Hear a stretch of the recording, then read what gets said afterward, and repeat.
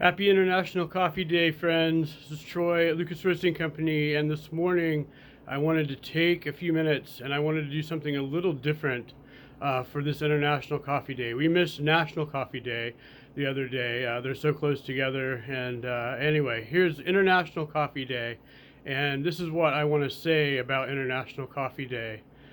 So when we think about this industry, we think about it from bottom to top. We think about it from origin to where the coffee is served. So, and all the steps in between.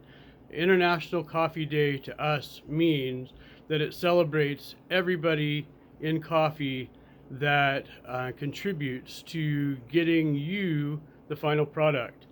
And that starts with the people at origin. That starts with all the beautiful people around the world of all nationalities that grow coffee. That starts with them at their farms. The only coffee grown in the U.S. is Hawaii. So it starts with a whole bunch of people who aren't American citizens. And it starts with the beauties of their culture around the entire world. I was lucky enough to travel to Brazil and be on Brazilian coffee farms amidst 40 plus different coffee farmers on an origin trip early in our business life. And it is mind-blowing to see everything that goes into the coffee industry from the ground up. The hard labor that goes into the coffee industry, the people that go out and hand pick coffee and hand sort coffee and then lay those crops out on the ground to dry and turn them, tirelessly walking on the coffee beans in the hot sun, wherever they might be, to rake the coffee beans over and over and turning them so the sun hits them and dries them in the same manner and same quality as they dry in the sun. And then after the coffee beans are dried, whether they've been dried in their fruits or whether they have already been run through the wet mill, there's more processing mechanization. In America, we could equate it to corn going into the silos and being dried, things like that. All the while, all these people of various size farms producing the product that we love so much, the product that gets us all going in the morning, and the flavors that we all enjoy. We latch onto our favorite coffees and we say that's our favorite because it tastes this way. All the while, behind the scenes, there are so many people that get those crops to taste the way they do before we ever receive them in the U.S. And now my mind is on the longshoremen strike at the ports around the country, because after the coffee is dried and bagged, it is then shipped from origin to whatever respective country is getting the coffee crop. So in our case, that's the U.S. And that means that it comes in through customs, through U.S. ports, of which the longshoremen are the ones that are offloading the container ships and boats and getting them moved on to their destinations. And now we have a strike at port. So, as I'm telling this story this morning, and as I'm talking about the long duration that coffee takes to get from origin to here, there are so many people integral to this industry. And coffee is not the sandwiches that you eat. It's not the cookies you eat. It's not any of that when you go into a coffee shop.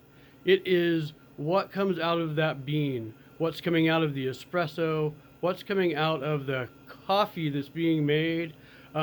That's what coffee is. All the other things that we've rolled into the coffee industry that people think have to go along with coffee isn't really coffee. Coffee is coffee.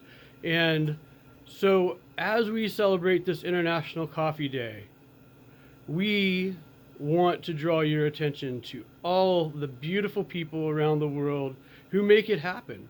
They're the ones who toil the earth and make sure their crops are the best they can be before they ship them out around the world to the people like us who will roast them finely and finish them off in the flavor that we decide on in that roaster, the flavor that we take the coffee to in that roaster. You'd be surprised to know that a lot of farmers actually haven't really ever tasted their coffee so much as it's made around the world, because it goes so far away, and a lot of the coffee here at the end, roasted by the roasters, doesn't make it back to the people who actually made the coffee. But that's the coffee industry. It's a really big cycle, and without all the wonderful people around the world and all the beautiful cultures that entail all kinds of things that are very different than American culture, that's what goes into your coffee. And that's what makes your coffees unique.